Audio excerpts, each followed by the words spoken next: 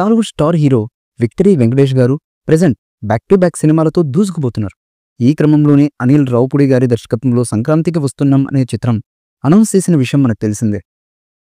Shri Venkateswara creations బ్యానర్పై దిల్ రాజు గారు, శిరీష్ గారు నిర్మిస్తున్నటువంటి ఈ చిత్రంలో ఐశ్వర్య రాజేష్, మీనాక్షి చౌదరి హీరోయిన్లుగా నటిస్తున్నారు. ఇక ఇప్పటికీ ఈ మూవీ నుంచి వచ్చిన ప్రతి అప్డేట్ ఆకట్టుకోగా first single Godari Gattu Meeda Ramasilakave song super duper hits success అందుకుంది. అంతేకాకుండా ఈ సాంగ్ ప్రజెంట్ సోషల్ మీడియాలో ట్రెండింగ్ వన్గా దూసుకుపోతుంది.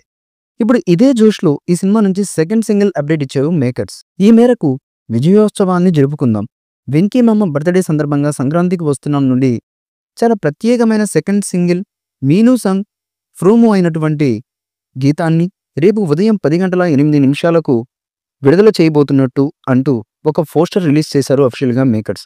విడుదల చేసిన పోస్టర్ చూస్తుంటే ఈ సాంగ్ చాలా సూపర్ డూపర్ హిట్ అవుతుందనే అనిపిస్తుంది.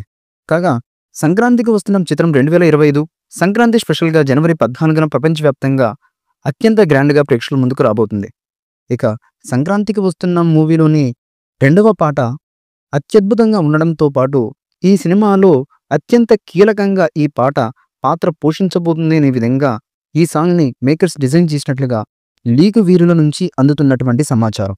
ఈ చిత్రంలో ఉపేంద్ర లియోమో, రాజేంద్ర ప్రసాద్, సాయి కుమార్, నరేష్, విటి గణేష్ మరియు మురళీధర్ గౌడ్ కీలకమైన పాత్రలో నటిస్తున్నారు.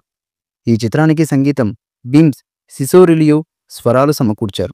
శ్రీ వెంకటేశ్వర క్రియేషన్స్ బ్యానర్పై దిల్ రాజు గారు ఈ ప్రాజెక్ట్ని నిర్మిస్తున్నారు.